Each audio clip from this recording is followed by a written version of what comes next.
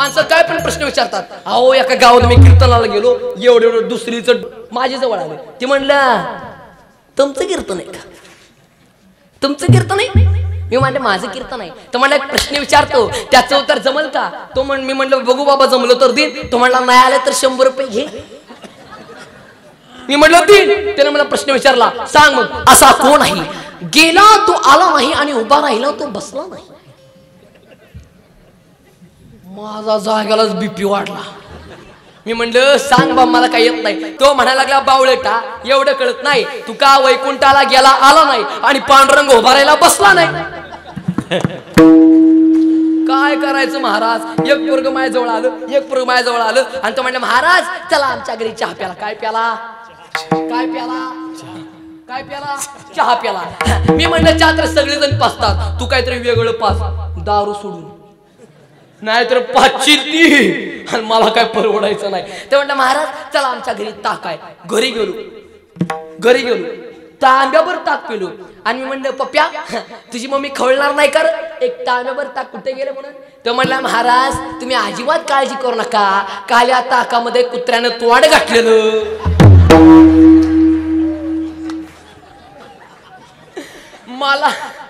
मला राग आला, तांब्या घातला, जोरात आला, तांब्या जाग्याला फुटला. मग पोरग म्हणते मम्मी महाराजाने आपला संडाचा नेता तांब्या पण फोडला.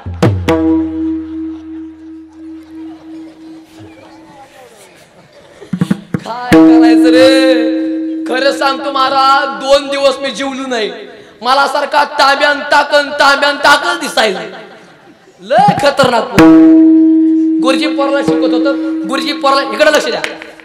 गुरुजी पोराला शिकवत होतं आणि गुरुजींनी पप्प्याला सांगितलं पप्प्या लिही एकावर एक आकरा. काय ते म्हणजे गुरुजी मी लिहिणारच नाही. गुरुजी म्हणजे मार हवाय का? काय ते म्हणजे गुरुजी मार नको, पण मला सांगा गुरुजी एकावर एक बसल्यावर वरच्या एकाच्या वाजानं खालचा एक नेमका जगल कसा? गुरुजीचा जाग्याला बीपी वाढला. गुरुजी शिकवत होतं आणि पोराचं लक्ष खिडकीतून बाहेर बघत होतं. गुरुजी म्हणलं कुणा जर तू बाहेर कशाला बघतोय? पोरग म्हणलं मी कोणाचा असं ना तुला काय करायचंय तू शिकव की. गुरुजी म्हणले 100% जन्म राशीमध्ये काहीतरी फॉल्ट झालाय. मला सांग तुझा जन्मदिवस कुठला? ती काय म्हणते गुरुजी गुरुवार. पोरग म्हणले गुरुजी तुमचा? गुरुजी म्हणले रविवार. पोरग म्हणले मला फसवतं का गुरुजी? मला फसवतं, रविवारी सुट्टी असते. काय पोरं लय खतरनाक पोरं. आता ही जी दोघं चौघे पोरं बसलेत ना, आता ही कीर्तनामध्ये बसले तोपर्यंत शांत नाही तर पोरं लय खतरनाक. मला सांग पोरा तू किती वेळा आहे? किती वेळा आहे? अरे तूच किती वेळा आहे? तू हा तू मागला 4थीला. हा मग बोलत जा घाबरायचं नाही. हा चला आता ऐक मला सांग नाव काय तुझं? हा बरं आता ऐक मला सांग 1 किलो कापूस आणि 1 किलो लोखंड दोन्ही पैकी वजन कशामध्ये जास्त? कापसात की लोखंडात? लोखंडात. अरे कापसाचं वजन किती? 1 किलो. 1 किलो. लोखंडाचं वजन किती? 1 किलो. मग दोन्ही पैकी वजन कशामध्ये जास्त? त्यालाच कळून 1 किलो. हा मला सांग तू किती वेळा आहे? हा बरं आता ऐक. हा 1 किलो कापूस आणि 1 किलो लोखंड दोन्ही पैकी वजन कशामध्ये जास्त? कापसात की लोखंडात? कापसात. अरे दोन्ही पण समान. हा पण मला सांग तुझ्या हातामध्ये 1 किलो कापूस दिलं, 1 किलो लोखंड दिलं आणि ते जर मला फेकून मारलं, म्हणजे मारू नको, फेकून मारलं तर मला लय काय लागल? कापूस लागल की लोखंड लागल? लोखंड. मग वजन कशामध्ये जास्त? त्यालाच कळलं. ते म्हणतंय कशा पाय ह्याच्या कीर्तनामध्ये मारायला आलो कोणाला. पण जाऊ द्या महाराज, माना नाही तर नका मानू, पण ही ह्या वयामध्ये तर कीर्तनामध्ये बसली. एकदा सर्वांनी जोरदार टाळ्या ह्यांच्या आई वडिलांसाठी. शुद्ध पिझा पोटी फळे रसाळ गोमटी. आणि पाया पडून सांगतो पोरांवर जरा चांगले संस्कार घडवा. अरे दादा कुठं त्या जिजाऊंचा संस्कार आणि कुठं आजकालच्या आई वडिलांचा संस्कार. अरे ज्या वेळेस छत्रपती शिवाजी महाराज जिजाऊंच्या पोटात होते त्यावेळेस जिजाऊने जगदंबेकडे एक मागणं मागितलं. दादा कोणतं मागणं ऐका. जगदंबे, हे जगदंबे, माझ्या पोटी असा मुलगा जन्माला घाल, गोरगरिबांची सेवा करणारा मुलगा माझ्या पोटी जन्माला घाल, तुझी भक्ती करणारा मुलगा माझ्या पोटी जन्माला घाल, गोरगरिबांच्या डोळ्यातले अश्रू पुसणारा मुलगा माझ्या पोटी जन्माला घाल, आणि माझ्या मुलाला डोळ्यासमोर कोणती स्त्री दिसेल तर तिला आई म्हणून हात मारणारा मुलगा माझ्या पोटी जन्माला घाल. जिजाऊंचं मागणं होतं. काय होतं? आईसा पुत्र दे गुंडा त्याचा लोकी झेंडा,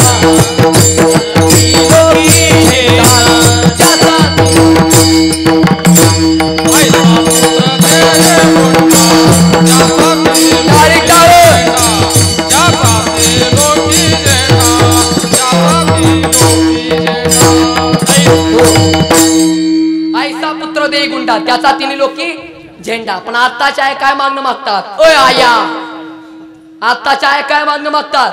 इकडे लक्ष द्या, इकडे लक्ष द्या, कीर्तन चालू आहे.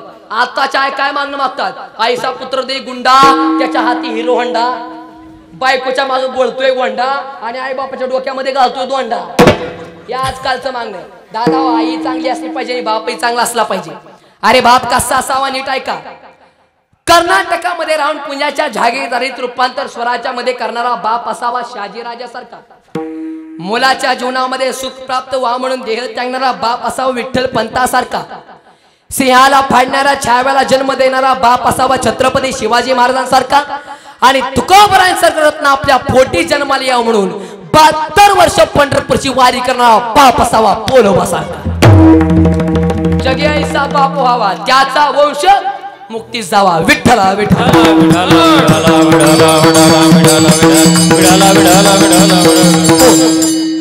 ज्ञानेश्वर महाराज या अभंगाद्वारे प्रतिज्ञा करतात. अभंग आहे 4 चरणाचा अभंगलेला ज्ञानेश्वर महाराजांनी आणि माऊली या अभंगाद्वारे प्रतिज्ञा करतात आणि कीर्तनाला सुरुवात.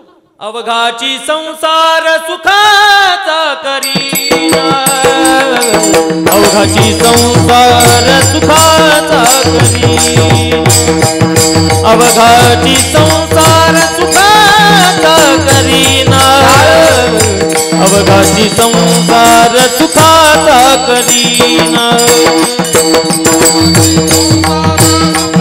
लोक आनंदे भरीना, तिन्ही लोक आनंदे भरीना, तिन्ही लोक आनंदे भरीना, तिन्ही लोक नगे माय तया पंढरपुरा, जाई नगे माय तया पंढरपुरा, जाई नगे माय तया पंढरपुरा, जाई नगे माय तया पंढरपुरा. आनंद भरेना आनंद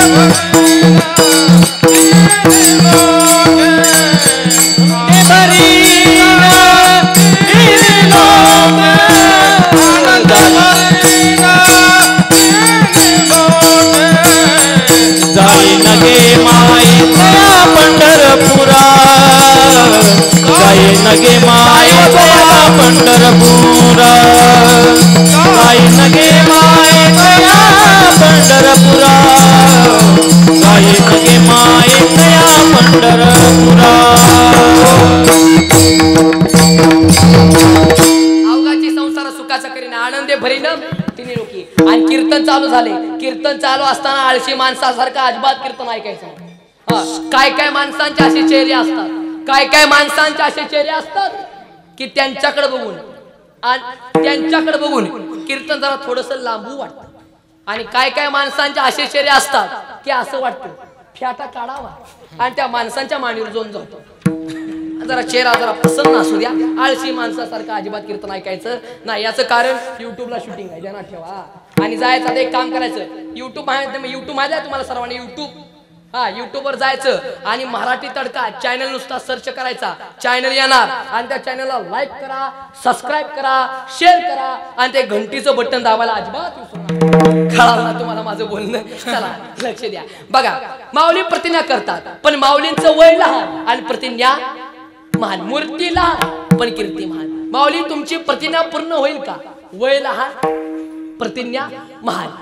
आणि आजकालची माणसं वयाकडले जातात. आता मी तर कीर्तन सांगतोय, काय काय माणसं हा हा खर्राय खर्राय खर्राय खर्राय, आणि आम्ही गेल्यावर हा हा एवढं डंगर पोरग, आणि ती मला शिकवणार का?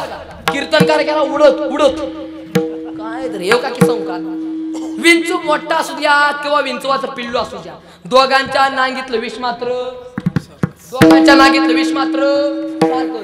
नाग असू द्या नाहीतर नागाचा पिल्लू असू द्या, दोघांच्या दातातलं विष मात्र सारखं. तसा कीर्तनकार मोठा असू द्या किंवा बारका असू द्या. आता याचा अंदाज तुमचा तुम्हीच लावा. आणि एक वाक्य सांगू का? आम्हाला काय येतंय ह्याच्याकडे तुम्ही अजिबात बघू नका. आम्हाला काय येतंय ह्याच्याकडे तुम्ही अजिबात बघू नका. आम्ही ह्या वयामध्ये आम्ही धोतर घालतो ह्याच्याकडे तुम्ही लक्ष द्या. नाहीतर आजकालच्या बाया जीन पॅन्ट घालतात, आणि बायने जीन पॅन्ट घालायला चालू केल्यामुळं ट्रॅफिक वाल्याला कळणार लायसन नेमकं कुणाकडून अशी परिस्थिती झाली नाट्य. मग त्याला नीट ऐका. चला, वय लहान प्रतिज्ञा महान. माऊली किती वर्ष जगली? 22 वर्ष. आणि 16 वर्षाच्या असताना ज्ञानेश्वर महाराजांनी ज्ञानेश्वरी लिहिली. ध्यानात ठेवा, माऊली थोडं जगले पण चांगलं जगले. जगताना थोडं जगा पण दादा चांगलं जगा. हे एक वाक्य सांगू, बोलायच्या आधी एकदा ऐकायला शिका, हार मानण्याच्या आधी एकदा प्रयत्न करायला शिका, लिहिण्याच्या आधी एकदा वाचायला शिका, वाद करायच्या आधी एकदा संवाद करायला शिका, खर्च करायच्या आधी एकदा कमवायला शिका, आणि मरायच्या आधी एकदा जगायला शिका. अरे माणसाने थोडं जगावं पण दादा माणसाने चांगलं जगावं. वाक्य सांगू, थोडं जगा पण चांगलं जगा. चालताना असं चाला की लोकांनी तुम्हाला राम राम घातला पाहिजे. ऐकताना दूध गाव बोर व्हायला लागले गेले, चहा सांगू द्या का? वाक्य ध्यानात ठेवा. चला नीट ऐका. बोलताना असं बोला की तुमच्या बोलण्याने एखाद्याचा उद्धार झाला पाहिजे. हसताना असं हसा की तुमच्या हसण्याने एखाद्याचं दुःख पडून गेलं पाहिजे. रडताना असं रडा की तुमच्या डोळ्यातील अश्रू पुसण्यासाठी लोकांचे हात पुढे आले पाहिजेत. आणि मरताना असं मरा की तुम्ही गेल्याच्या नंतर तुमच्या शत्रूच्या डोळ्यातून पाणी आलं पाहिजे. असं जीवन जगा. दादा थोडं जगा पण दादा माणसाने चांगलं जीवन जगावं. वाक्य सांगू का? एखादा माणूस गेल्याच्या नंतर त्याच्यासाठी त्याचं घर रडत असेल तर समजायचं तो माणूस बरं जीवन जगला. अरे एखादा माणूस गेल्याच्या नंतर त्याच्यासाठी त्याचं गाव रडत असेल तर समजायचं दादा तो माणूस चांगला जीवन जगला. अरे एखादा माणूस गेल्याच्या नंतर नीट ऐका, एखादा माणूस गेल्याच्या नंतर त्याच्यासाठी त्याचा तालुका रडत असेल तर समजायचं दादा तो माणूस चांगला जीवन जगला. एखादा माणूस गेल्याच्या नंतर बरं का निलेश दादा, एखादा माणूस गेल्याच्या नंतर त्याच्यासाठी महाराष्ट्र रडत असेल तर समजायचं दादा तो माणूस अति चांगला जीवन जगला. एखादा माणूस गेल्याच्या नंतर देश त्याच्यासाठी रडत असेल तर समजायचं दादा तो माणूस उत्तम जीवन जगला. एखादा माणूस गेल्याच्या नंतर जग ज्याच्यासाठी रडत असेल तर समजायचं दादा तो माणूस उत्कृष्ट जीवन जगला. पण एखादा माणूस गेल्याच्या नंतर अरे देव ज्याच्यासाठी रडत असेल ना तर समजायचं दादा तो माणूस महान जीवन सांगू. अरे ज्या वेळेस ज्ञानेश्वर महाराज समाधी घेऊ लागले होते त्यावेळेस माऊलींसाठी पांडुरंग रडलेला. सांगू का? एखाद्या सेवकासाठी जर मालक रडत असेल तर दादा तो सेवक भाग्यवान आहे. बरोबर आहे ना? बरोबर आहे ना? बोला ओ बोला बोला, तुमच्या पाया पडतो. बोला बोला ध्यानात ठेवा. एखादा माणूस गेल्याच्या नीट ऐका, एखाद्या सेवकासाठी जर मालक रडत असेल तर समजायचं दादा तो सेवक भाग्यवान आहे. एखाद्या विद्यार्थ्यासाठी जर गुरुजी रडत असतील तर समजायचं दादा तो विद्यार्थी भाग्यवान आहे. त्याचप्रमाणे एखाद्या गुरुसाठी एखाद्या शिष्यासाठी जर गुरु रडत असेल तर समजायचं दादा तो शिष्य भाग्यवान आहे. आणि एखाद्या भक्तासाठी जर देव रडत असेल ना तर समजायचं दादा तो भक्त भाग्यवान आहे. बस. अरे माणसाने थोडं जीवन जगलं तरी चालेल पण दादा माणसाने चांगलं जीवन जगावं. अरे छत्रपती शिवाजी महाराज किती वर्ष जगले? 51 वर्ष जगले. एक वाक्य सांगू का? छत्रपती शिवाजी महाराज 51 वर्ष जगले. जर छत्रपती शिवाजी महाराज 51 वर्ष जगण्याच्या ऐवजी छत्रपती शिवाजी महाराज जर 100 वर्ष जगले असते ना तर अख्ख्या जगामध्ये भगवी पताका फडकली असती.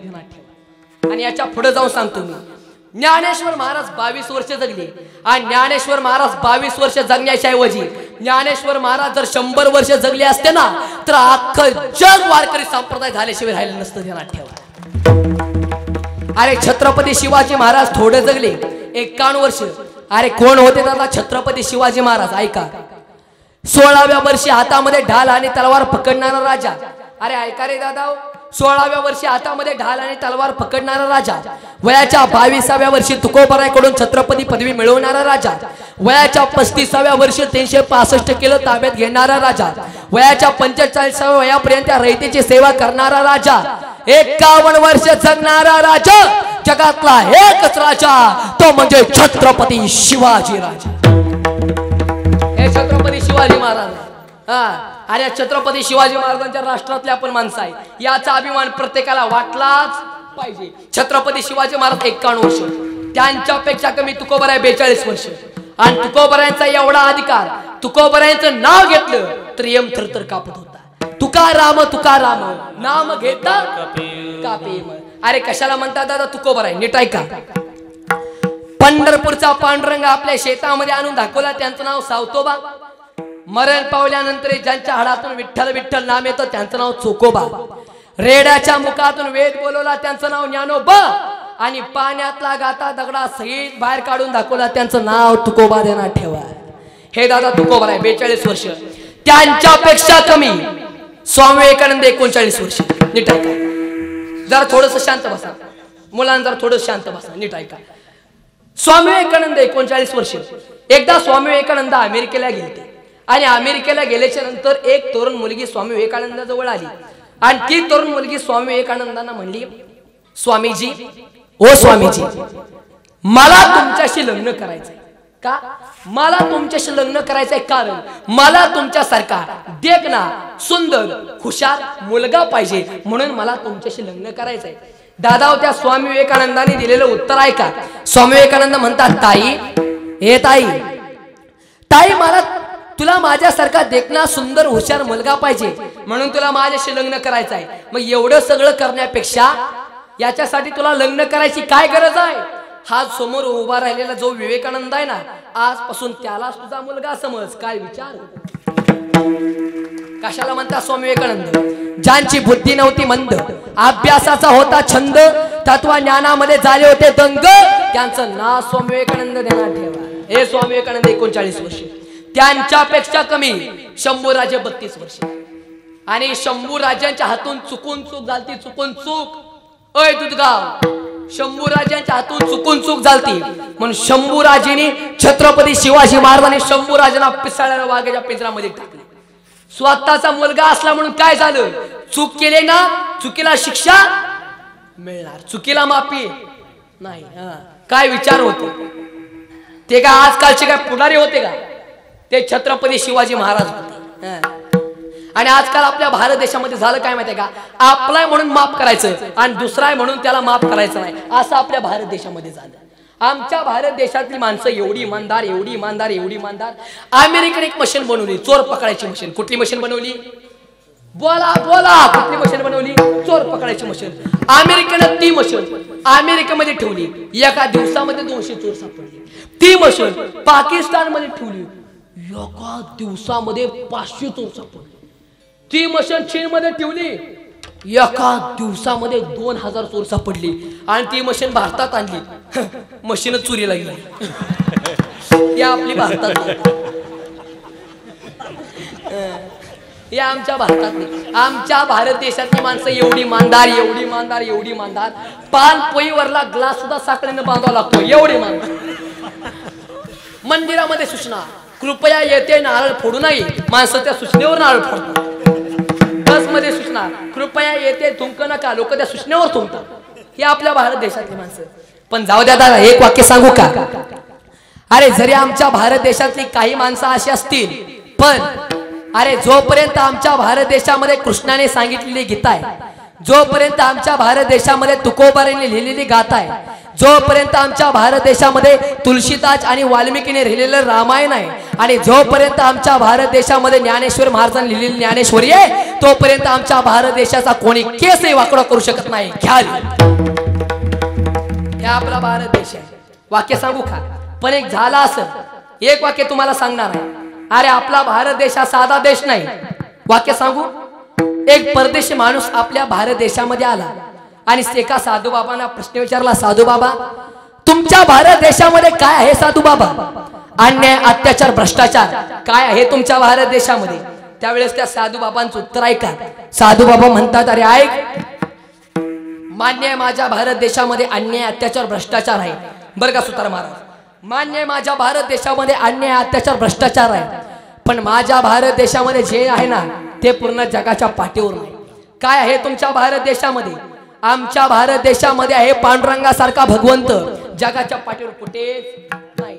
आमच्या भारत देशामध्ये आहेत ज्ञानोबा, तुकोबा सारखे संत, जगाच्या पाठीवर कुठेच नाहीत बरं का विठ्ठल महाराज. आमच्या भारत देशामध्ये आहेत गीता, भागवत सारखे ग्रंथ, जगाच्या पाठीवर कुठेच नाही. आणि आमच्या भारत देशामध्ये आहे वारकरी संप्रदायासारखा पंथ, जगाच्या पाठीवर कुठेच नाही. हे आमच्या भारत देशामध्ये. आणि आमच्या भारत देशातल्या माणसाला कधी कुणाचं घ्यायचं नाही तर कायम दुसऱ्याला द्यायचं कळतं. वाक्य सांगू, रामाने रावणाची लंका जिंकली तर ती लंका रामाने स्वतः जवळ ठेवली का? अजिबात नाही. मग रावणाच्या भावाला बिभीषणाला महागारी दिली. ही माझ्या भारत देशाची संस्कृती. अरे ऐका रे दादा, कृष्णाने कंसाची मथुरा जिंकली आणि ती मथुरा कृष्णाने स्वतः जवळ नाही ठेवली तर कंसाच्याच वडिलाला उग्रसेनला महागारी दिली. ही माझ्या भारत देशाची संस्कृती. बाहुबलीने भारताचं राज्य जिंकलं पण ते राज्य बाहुबलीने स्वतः जवळ नाही ठेवलं तर भारतालाच महागारी दिलं. ही माझ्या भारत देशाची संस्कृती आहे. इंदिरा गांधी ज्यावेळेस पंतप्रधान होत्या, बांगलादेश भारत देशाच्या ताब्यामध्ये होता तर इंदिरा गांधींनी त्यांचा देश त्यांना महागारी दिला. ही माझ्या भारत देशाची संस्कृती आहे. आणि लाल बहादूर शास्त्री ज्यावेळेस पंतप्रधान होते, भारत देशानं पाकिस्तान अर्धा जिंकत नेलता पण तो पाकिस्तान लाल बहादूर शास्त्रीने त्यांना महागारी दिला. अरे हे माझ्या भारत देशाची संस्कृती ध्यानात ठेवा. कशाला म्हणतात संस्कृती? स्वतःच्या ताटातला घास स्वतःच्या मुखात टाकणं त्याला प्रकृती असं म्हणावं. दुसऱ्याच्या ताटातला घास हिसकावून घेऊन आपल्या मुखात टाकणं त्याला विकृती असं म्हणावं. पण एखादा माणूस जर भुके असलेला असेल तर आपण आपल्या ताटातला घास घेऊन त्याचं तोंड भरवणं त्याला संस्कृती म्हणावं. आणि माझ्या भारत देशाची संस्कृती आहे. म्हणून साधू संत म्हणतात, भरतखंडे नरदेव प्राप्ती येतो परम भाग्याची संपत्ती. पवित्र तो कोळ पावन होतो देश, जे ते हरीचे दास जन्म घेसे. वाक्य सांगू, चीननं जगाला कोरोना दिला, पाकिस्ताननं जगाला आतंकवादी दिले. बरोबर आहे ना? चीननं जगाला कोरोना दिला, पाकिस्ताननं जगाला आतंकवादी दिले. पण माझ्या भारत देशानं जगाला वॅक्सिन दिली. असा माझा भारत देश आहे. आणि या भारत देशामधील तुम्ही आम्ही माणसं आहे, याचा अभिमान प्रत्येकाला वाटलाच पाहिजे. चला लक्ष द्या.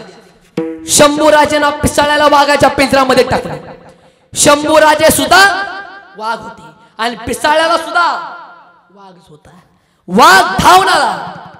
शंभूराजाने वाघाचा जबडा हातामध्ये पकडला, वाघ मधनं फाडला. हे शंभूराजे वाघ होते. मग आताची पोरं काय वाघ आहेत का? आताची वाघ पाचच्या पुढे. आताची वाघ नाही फाडेल. आताची वाघ गुटक्याच्या पुड्या फाडतात. आताची वाघ बाटलीचं बोच तोंडानं काढतात. ही आजकालची वाघ झाली. काय साधा आई सुद्धा बारक्या पोराला म्हणती, हा माझा वाघ आहे. वाघाकडे बघितलं, वाघ दुपारच्या 12 वाजता काढाच्याचं ऊन, वाघ दुपारच्या 12 वाजता एकटा अंगणामध्ये खेळते. काळं कुट ढेकळात चाललं पडलं, हसलं म्हणून दिसलं, नाहीतर माणूसच पसरलं. काळा कुट वाघ आणि वाघाच्या नाकातून हिरवा गार शेंबडा गेला आणि त्या शेंबडामध्ये 4-5 माश्या गुतून मेलेल्या. आणि आई मिरची उतरवतच म्हणती, महाराज माझा वाघ कसा बघतो या, माझा वाघ कसा बघतो या. आणि वाघाची आजी म्हणती, माझ्या वाघाचं पिल्लू कसं बघतो या. मी म्हणलं, बघा तुमचा वाघ कसा जरी असला तर तुम्ही चहाला हात लावायच्या आधी तुम्ही वाघाला हात लावू नका, त्यानंतर तुमचा वाघ माझ्या चहाची टेस्ट बघेल. हे का वाघ आहेत का? शंभूराजे वाघ होते. विठ्ठला शंभूराजे 32 वर्ष, त्यांच्यापेक्षा कमी भगतसिंग 24 वर्ष, त्यांच्यापेक्षा कमी दादा माऊली 22 वर्ष. काय सांगू तेव्हा ज्ञानोबाची ख्याती, मैसा पुत्रा मुखी बोलविली सुरती. ज्ञानाचा सागर सखा माझा ज्ञानेश्वर माऊली. थोडं जगले पण चांगलं जगले. अरे माणसाने थोडं जगावं पण कसं जगावं?